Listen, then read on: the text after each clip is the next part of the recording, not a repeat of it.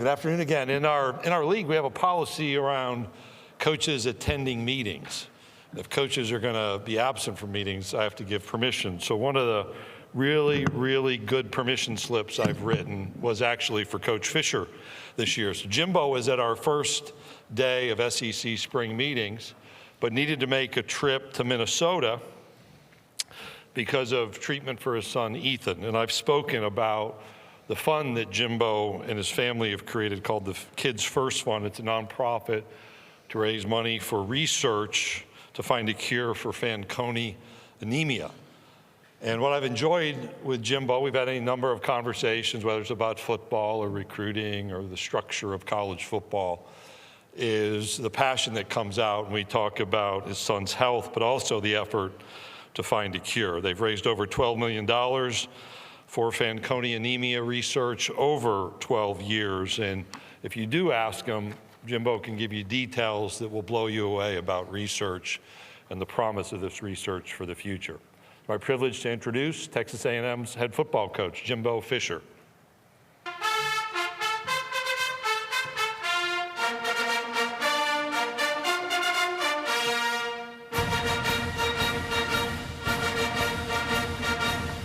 Howdy. Great to be back again. As we see, once this starts, it's on, and very excited to get going for the season. I think the kids are. Things are happening, and like I said, Greg, as he talked, and I was listening to him earlier, and all the different things that are going on in college football, and all the different scenarios. But the good thing about the whole thing, and why we all got in this business many years ago, is to be able to coach the game and play the game. At the end of the day, that's still where we find our greatest moments when we're on the practice field, when we're on the game field. And coaching these young guys and developing these young guys, and very excited about our team this year, the things that are going on, what we're doing, how we're doing them. But first, before I get into all that, I want to speak about a loss we had in our program. There's been a lot of coaches. We lost a coach named Terry Price, who was our defensive end coach, and a lot of y'all know him. He's had a long stint in the SEC. He was at Ole Miss in 2 different stints. He was at Auburn for a long time. Of course, he was at A&M, and then, of course, he played at A&M. And we lost a great Aggie, but more importantly, I think the world lost a great person. I really do. I think Terry is one of the people. My dad always had a saying that he called them real people. A guy who never judged you. You could take his word, whatever he said, how he did it. You knew when you give him a job, it was going to be done the right way. And he was a selfless staff guy. He was a selfless husband. He was a selfless father. Whatever needed to be done, nothing was too little or too big for Terry Price to handle. And our program and our family at A&M and the whole college football world lost a great man, and just wanted to remember him. He is and a lot of y'all probably have had relationships with him at different places and of course, at A&M and the different schools you've had, but I can't reiterate, one of the best human beings I've ever been around, and it was a very tough loss for us, and we're going to greatly be missed, and but he'd be the first one up here to say, hey, get lined up and go play again. And that's the way he played, and that's the way he was as a person. So, but he always been in our thoughts and prayers, and he's an Aggie forever. So going on from that, like I say, very excited about this season. As we know, everybody's got 1,000 questions on everything that goes on, but we as coaches, we focus on the process of getting our team ready to play and how we got to play. Very excited about it, and people say, well, what makes you excited? Every coach says they're excited every year. We are, but the things that got me the most excited, I think, one is our leadership. I think you'll see that today in some of the guys in which you speak with. And like I say, every team has leadership. But to me, leadership is how it affects the other guys on the football team.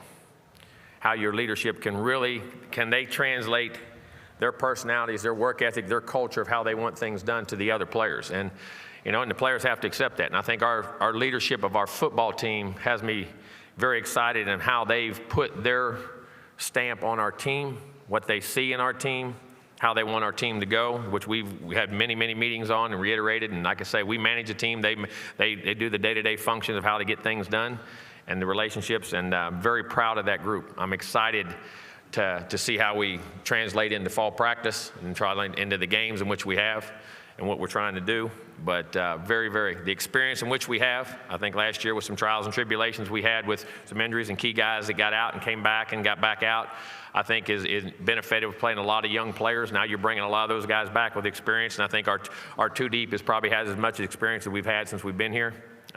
Feel very confident in that group, and I say some of your problems a year ago can be your strengths this year, but again, those have to translate onto the field and the things that go on. But like that dynamic of where we're at, and I think there's a team with a chip on its shoulder. I think it's a team that has something to prove, and we know that. There's nothing to hide about that, how we got to play, but you can't become outcome-oriented in that. We have to create the habits on a day-to-day basis, and they have to understand their strength is in their unity, but also that their individual responsibility to create a habit for them to be counted upon in the situations in which they're counted upon, and allow us to execute in the most critical moments of every game. And in this league, no matter whether you won 11 games or you won 5 games like we did, there's such a fine line in those games of games you won and games you lost. It's making a few critical plays at a few critical times in the game and finding those inches in which you got to fight, scratch, and claw for each and every play. And then that's how quick it can go from the top to the bottom real quick. And the team that can find that. I like the dynamic of our group to be able to do that this year, but we'll find out. There's no promises, no things. I like the group. I think the way we practice, and you say that, there's a saying I always say, your action speaks so loud I can't hear what you're saying.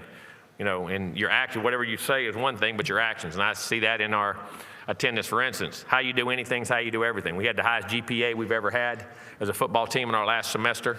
Kids are going to school, going to class, going to study hall, taking those things great. The attendance in the fourth quarter workouts, the effort in them, the practices we had in the spring, the attitude, the demeanor, smile on their face, busting their tails.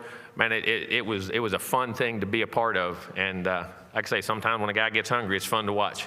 And how we're going about our business. As I say, recruiting is going well. We're recruiting a very good class right now. And I always say, people say, what is your culture? What's your dynamic? When you recruit well, your culture is fine, and I say this for one reason. Our players are our best recruiters. Our players are doing the best job, because as soon as the coaches walk out of the room, the players are going to tell you on this team, they're crazy, that isn't how things are. We want you here where this is the way things are, and this is the way things are going to be done. And our players have done a tremendous job in that regard too. So it's creating a great atmosphere, it's creating great momentum, and now we just have to translate into playing and finishing off this summer, great condition, great health, and going into fall practice before August 1st, and get on the field August 2nd, I believe it is, and get going to what we have to do and what we have to achieve. Like I say, we're in the SEC West, which is the best league in ball, and in the SEC in period. Got great schedule coming up, got great non-conference games, got great conference games, home and away, which you always do in this league. So we got a lot of challenges. You got to play on the road, and you got to play at home. So we have a lot of things that we have to accept on a weekly basis, then more importantly on a daily basis, to create habits that allow us to fight for the inches and do the things we have to do to be successful in everything we're doing. And what I'm telling you is nothing new. There's no secret to this madness. It's about execution. It's about having a plan for what you want to do and guys that can do it. Our staff has done a great job. I love our staff right now. DJ Durkin on defense is doing a really good job. Of course, we lost Terry, which was very critical. Elijah Robinson is doing a great job in our D-line group, along with TJ and BGA on our secondary group. And we'll name, and I'll get into, people going to ask me, who's going to be your next coach? We have an idea when we get back, and we'll announce things as we get back and we get right before camp and where we get started and what we're going to do in the transition from in with Terry. Offensively, Bobby's done a great job, fit in very well, been a great staff guy, has done a great job recruiting, has done a great job coaching, fit right in what we're doing. Our staff loves him. Steve Adazio, of course, been with us in the offensive line. I think getting the second year under what we're doing and how we're doing it, and to change some of the things that we're tweaking and turning. He's done a great job on, has great ideas himself. James Coley, been a coordinator. Tremendous. Damian Craig's done a great job at receivers. Marquell Blackwell is a running back coach coming over from Ole Miss, has done a great job. So very excited about that group and ready to go when fall camp starts. So. All right, thank you, Coach. If you have a question, raise your hand. Avery, Kinsey, and Jim have the microphones. We're going to start right here, right in front of you, Coach, about 4 rows back on the aisle. Hey, Jimbo, Colin Wilson with the Action Network. Schematically, are we going to see the pro-style under-center play action or the Bobby Petrino 4-wide power spread? Have you ever watched Bobby? Bobby's a lot of underneath play action. No, but I'm not going to get into schematics and 4-wide. We do everything. We're not going to get into that. I'm not going to sit there and say exactly what we're going to do or how we're going to do it. But we'll have a good plan. And then the key is we got to execute it and do it and get the ball to the right guys and the right playmakers, and be solid across the front, get the quarterback doing what he's supposed to do, and get to the playmakers and let them play. That's your goal on offense, and not turn it over and score points. Coach, we'll go over here to our right, the right section. Robert, over to our right. Robert Sessa, the Bryan College Station Eagle. Jimbo, as you come here and go into the season, do you feel added pressure because you've never been in this situation before? Listen, Coach, we live under pressure every day. We put more pressure on ourselves than anybody out there ever puts on us. And there's no added pressure because what good does that do? Does worrying make you any better? No. What you got to do is get to solutions. You got to line up and understand what went right, what went wrong, what kind of team you have now, and each team changes year by year. I say a team has 1 year life expectancy. Feature what it does well and get it to execute at the highest critical moments of games consistently throughout games. Like I say, most games are lost. They're not won. And what I mean by that, the other team's inability to be consistent and repeat something over and over and over, and that's what our goal is, to be able to do that. So, but to answer your question about pressure, it's not that you don't feel pressure. We feel pressure every day. We feel pressure in everything we got to do. So there's no added pressure. It's just a matter of dealing with what you have to deal with and go execute and try to win football games. Coach will go right in front of you on the front row. Coach Ken Capps from the Football Writers Association of America. I know it's still 1 year away, but give us your thoughts on playing your old rival, Texas, again, either every year or every other year. I think it's great. I think it's great for college football. I think it's great for Texas and TexasAM. I mean, I think anytime the old rivalries are renewed, I've been in a lot of rivalries, been fortunate to be in college football a long time and be in some of the great rivalries in college football, and this one, A&M and Texas, definitely is a great rivalry, and I think it's great for us, and it's great for them, and it's great for college football in general, and very excited for it to happen. Coach, we're going to go all the way back to our left, back of the room, last row. Brandon Marcello, 24/7 Sports. Jimbo, you got several former head coaches on your staff. Bobby Petrino being the latest you've brought in. A lot of very, I guess you could say, very upfront personalities. How do you deal with that in the coaching staff room when a lot of people, I mean, a lot of us, including myself, wonder how that's all going to work out if it gets into a volatile situation? Volatile? Why would it be in a volatile situation? Guys, coach, have you ever been in any staff room that doesn't have arguments or disagreements? Every coaching staff in America has an argument or a disagreement. That's part of it. But no, it's just, I'm the boss, we're the boss, we'll do it at the end of the day. But you listen to everybody's opinion. Everybody can voice their opinion. I want guys with opinion. I want guys who have knowledge. I want guys who make you think. I want guys to create different narratives that brought to the table that can help us. I think it's the best thing you have. And I think that's one of the reasons, some of the reasons you hired them, to do different scenarios and different things like that. But as far as that, we all have great respect for each other, and it's been tremendous. We've had great response and haven't had any issues. Coach, we'll go back over to our right-hand side, over by the SEC logo, right over here to your right. Hi, Coach Travis Brown of the Bryan College Station Eagle.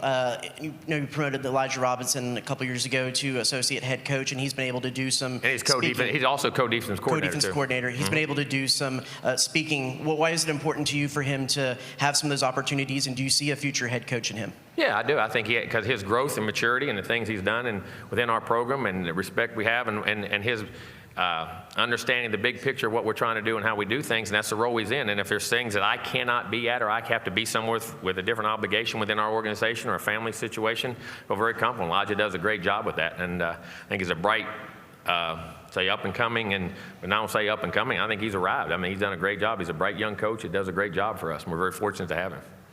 Coach, we'll go right here in the middle, left section, second row. Bob. Hey, Jimbo. Bob Holt, Arkansas Democrat. Yes, sir. Bobby Petrino, I think this is the first time he's been an assistant since 2002, so he's used to calling plays, being the guy in charge. You've been calling plays probably forever.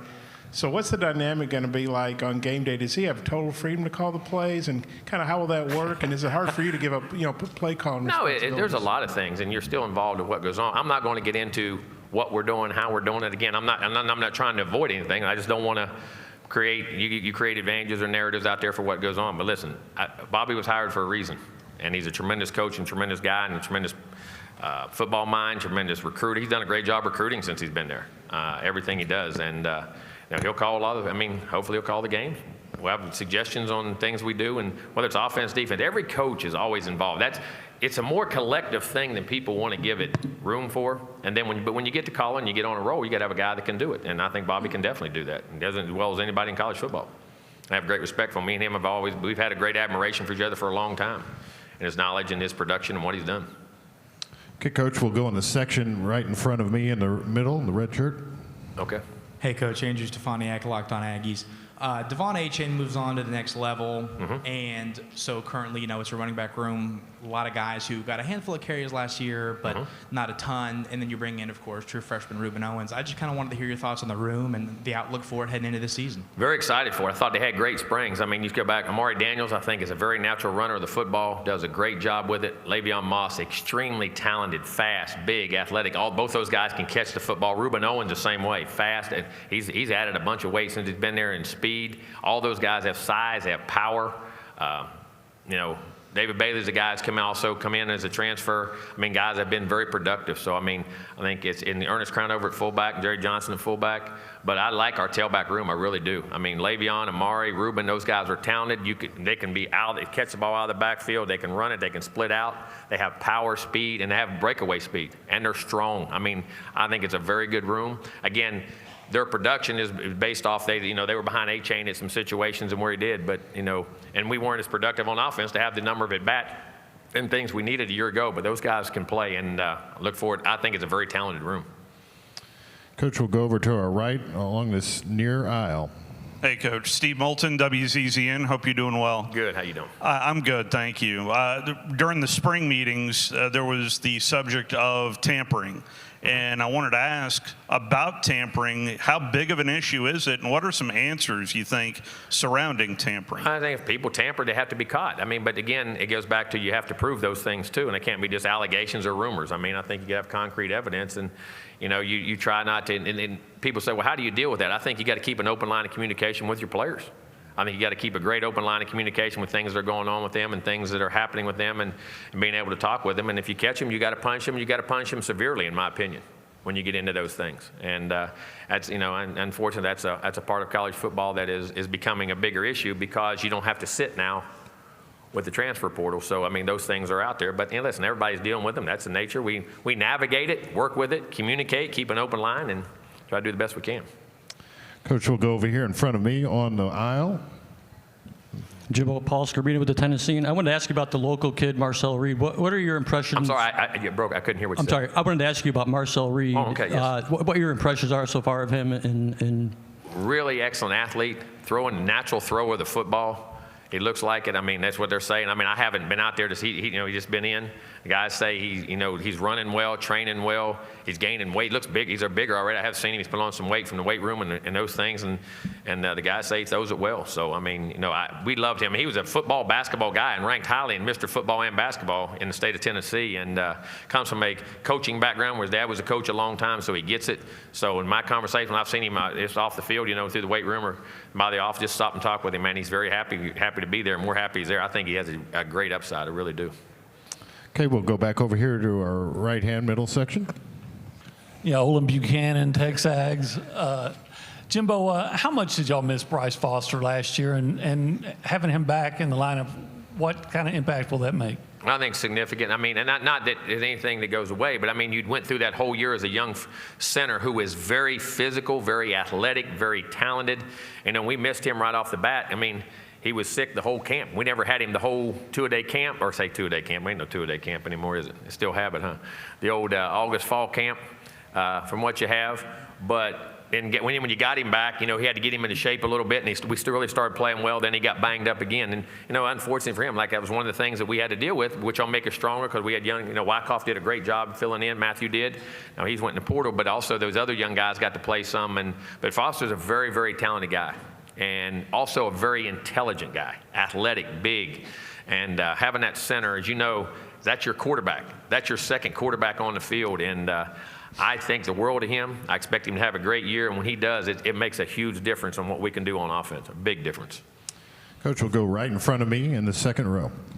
Hey, Coach.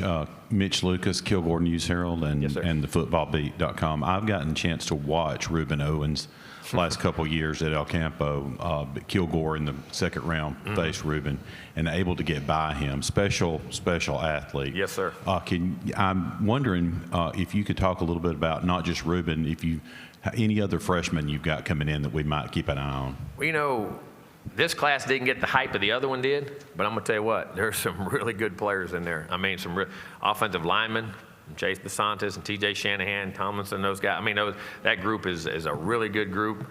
The secondary group, Javon Thomas, Bavian Rogers, Brooks all those guys in the secondary. The linebacker group came in, did really well up front with DJ Hicks. I mean, a really talented guy. We didn't have the numbers of guys. We didn't take as many. And then you got Ruben there. Like I said, Marcel's a guy that is under the radar a little bit. And our young receivers. I mean, Tease and Cottrell, two guys that really had good springs. You see them be productive in the spring game and came in. Jaden Platt is another one that's really, really gifted. Big Samu inside is a defensive lineman from out of Houston. I mean, he's 90 pounds. I mean, we're getting him down in weight, but he can move and play, and you got that body in there as a run stopper and the things you got. Chance Johnson is another. I mean, I'm trying to go through all of them. We were real happy. The guys that came in were good. The guys that have been in the summer have worked out, ran. The coaches see, you watch their athleticism and their demeanor and their work ethic. I mean, we really liked that class. We really did. And hope there's no guys I missed. I'm sure there is. I'm going through it all off the top of my head, but it was another good class. I mean, not the numbers, but I think the productivity and in the high end parts of it, I think some really good guys, especially with guys that put their hand in the dirt and play. And Riley Kennedy, as a guy from up in the Dallas area that can really rush and be an athletic guy on the edge too. So there's a bunch of guys in that group we like. Coach, we'll go in this middle section on the right aisle. Hey, Jimbo, Andy Witchery with On 3. Given the recent Texas state law and the NCAA memo, what's the status of the 12th Man Plus Fund and what's the future of that model? That has nothing. I don't know. I mean, that was not in my repertoire. That's for the athletic director and the lawyers and everybody else to sort through and do what they got to do. I mean, that was what they did or come up with, and whatever that is, we'll navigate and work on based off the right laws in which we have. So I don't know that answer. I'm just navigating by the rules they give me, and I ask compliance every day. And then we'd go from there. Coach, we'll go in this center section right in front of me, about 3 miles back. Hi, Coach. Jerry Jang, USA Today Network. It's been a little over a year since you're back and forth with Nick Saban in terms of recruiting. Where do you guys stand on your recruiting class, and how do you guys feel about your rankings in terms of recruiting? He said, where we are in the recruiting class, and I don't know what the rankings are, but I like the guys. I don't ever follow rankings. We follow the guys we want to get, and we recruit, and we feel very comfortable with those guys, our own evaluations and the things that go on. And sometimes I guess you agree with the guys out in recruiting, and sometimes you don't. That's why we always try to pick our own guys. But we like the guys we have. I think we got a very good class going, and hopefully we'll continue to build on that, because at the end of the day, you got to recruit players. Okay, Coach, we'll go right in front of you, third row. Kirk. Kirk Bowles from the Austin American-Statesman. Jimbo, what all did Connor show you at quarterback last year, and how close is he to being an elite quarterback in your mind? I like both our guys, he and Max. But when Connor got a chance, you're talking about a guy who went in and played in some great games, took us to almost won an Ole Miss game on the road. We had tough, and then come back and played a great LSU team and played extremely well in what he did. Through 8, never had a turnover. Had 8 touchdowns, high completion percentage, poise, understanding. He's athletic. You got to remember now, he probably would have been a top 2 or 3 round pick in the baseball draft if he goes a year ago. I mean, and he was a shortstop. So I mean, this guy is a very gifted guy who can play, and very excited about his future and what he can be, and just love his whole makeup and demeanor. Coach, we'll go right in front of me on this near aisle. Straight in the hat. Coach Fisher, Drew DeArmond, WZZN Radio, Huntsville, Alabama. You've been a head coach in Power 5 for over a decade. You've won championships. Every year, chemistry is different on a football team. There's high expectations at A&M. You didn't meet them last year. As a staff, when you guys self-assess, what do you do this year to kind of make sure the chemistry is different and that this football team meets expectations? Well, just what I was talking about earlier. It's a great question. It really is, because you talk about coaches can want all they want. Players got to manage a team and run it on a day-to-day basis. And I think it gets into your leadership of your team, and not just leading guys, but how they can get guys to understand why it's important to do all the little things. Do you go to class? Do you go to study hall? You're practicing hard all the time, trying to find those inches. And I think the leadership of your football team is the key. I think the open line of communication, that's what's got me excited about this year. I love the leadership of our football team, and there's quite a few number of guys that have done it. And I think a lot of guys coming back for 4th and 5th years, which you don't have a lot. Some guys got banged up and came back for those situations that are doing a great job of setting examples of what things are doing. And we're around when we went to the Orange Bowl, won the Orange Bowl. We're number 4 team in the country. Had a chance to be in the playoff, all that. Guys that were on that team are productive in that team. And I think that part of it has me excited. I think that's a key to it. It's just not what we say and how we do. We can adjust scheme, we can adjust that, but how they practice, how they go about things, how they do everything, and all the little things they do away from ball on their own time, whether they're 7-on-7s, whether they're walkthroughs, all those types of things, and the film watching, all those, that those guys can lead and do that have, I think that's the difference in your great teams and your average teams, and I think that creates within the culture. And I think we got a really good leadership group coming back. Getting McKinley come back, getting Anais come back, getting Max Wright to come back. I mean, there's a ton of guys in that group that came back. Layden Robinson's a huge one up front. I mean, all those guys, and I think it makes a big difference, and I think that's what's got me excited about it. Coach, we'll go to the right middle section on the aisle. Yeah, Coach Brooks Austin, Dogs Daily. You look at your schedule, and I know you kind of hit on this to start, but you got a 4-week stretch of Auburn, Arkansas, Bama, and at Tennessee. How do you go about preparing your football game or football team to survive that slate? Right now, first of all, is get them conditioned and mentally tough, and how they work, how they do things in the summer, and the attention to detail we've had all year. And then how we practice in the fall to understand and what we have to do on a daily basis. And not worry about going all four. Listen, we have one day today. This is what we have to do. And you got to learn to, the old adage, control what you can control. And everybody says, well, that's just, it's not a cliche. It's a fact. People wouldn't say it all the time. You know what I mean? And be accountable to each other. Be available, be accountable, and be dependable. Until you do that, you can never, those abilities are the three most important abilities you can have. Availability, accountability, and dependability. Until then, you can't use your mental and physical abilities till you have those three things. And you got to do that on a daily basis because those habits are what's going to come out during that time. And what we form right now and how we practice, and not just practice. You don't practice till you do it right. You practice till you can't do it wrong. And I think that's where maturity comes in. I think that's where experience comes in. And we have to get those habits across right now so we can take those things on the road. And what we have to do, one of those games in Dallas, one's in Tennessee, 2 of them are at our place. So, I mean, you being able to do them whether you're doing them at home or on the road. And those have to be ingrained right now. The secret to this is no secret. It's going to be the fundamental things, and great teams do ordinary things better than anybody else. And that's what's got to be ingrained through us through camp.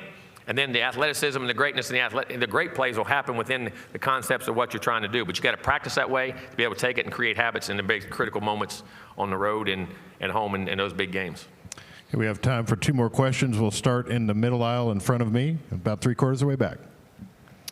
Hey, Jimbo. Alex Miller, War Report.